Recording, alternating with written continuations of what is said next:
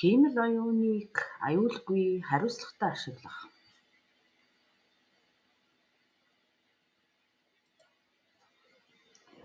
За Google өөрийн хиймэл оюун ухааныг хүүхэд сурагчдад аюулгүй байлгахын тулд юу хийдэг вэ? За 18 хүртэлх насны сурагчдад зориулсан тусгай хэрэглээний шаардлагатай. Gemini нь 18-аас доош насны хэрэглэгчдэд зориулан болзошгүй, зохисгүй эсвэл хор хөнөөлөлтэй хариултаа сэргийлэх илүү хатуу агуулгын бодлоготой.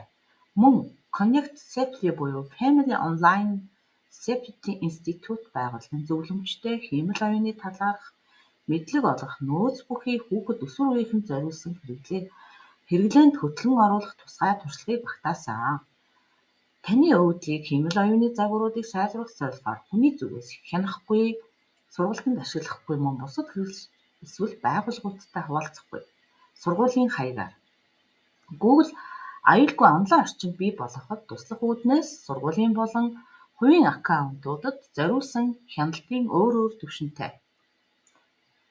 За олон улсын стандартчлалын байгууллага ISO-н 160 гаруй орны үндэсний байгууллагуудтай хамтран ажилладаг бие даасан төрийн бус байгууллага байдаг юм.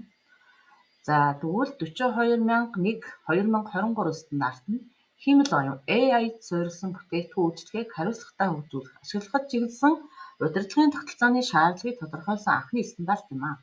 Google Cloud платформ, Google Workspace, Gemini App 42001/2023 стандартаар баталгаажсан гэрчлэгээтэй. Google-ийн хиймэл оюуны системүүд нь хэрэглэгчийн аюулгүй байдал хариуцлагатай хэрэглээг байнга анхаарч тасралтгүй сайжруулж байдгийг харуулдаг. За энэхүү холбоосоор орж ISO гэрчлэгээний талаар дэлгэрэнгүй мэдээллийг хүлээн авч үзэж болно. За Google AI-ийн хиймэл оюуны зарчмууд. Google компани 2018 онд технологиг хариуцлагатайгаар хөгжүүлэх зорилгынхаа хүрээнд хиймэл оюуны зарчмуудыг тодорхойлсон анхны компаниудын нэг болсон. За нийгэмд эерэг нөлөөтэй байх, шудраг бус хандлага бий болох эсвэл бэхжүүлэхээс зайлсхийх, аюулгүй байдлыг хангах сайдаар туршигдсан байх, хүмүүсийн өмнө хүлээсэн үүрэгтэй байх, хувийн нууцлагын зарчмуудыг тусгасан байх, шинжлэх ухааны өндөр стандартуудыг баримтлах, эдгээр зарчимтай нийцэх зорилгоор ашиглагдах боломжтой. За хиймэл оюун алдаатай үйлдэл хийх нь. За хандах тусгах. За хиймэл оюуны чатботууд маш их хэмжээний өвдлөөс сурцдаг бөгөөд энэ өвдөл нийгмийн хандлагууд агуулгдсан байж болдог. Үүний улмаас хэрэглэгч бүрт тэгш бас бусад туршлага үүсгэх аюултай үр дагаварт хүрэх эрсдэлтэй байдаг.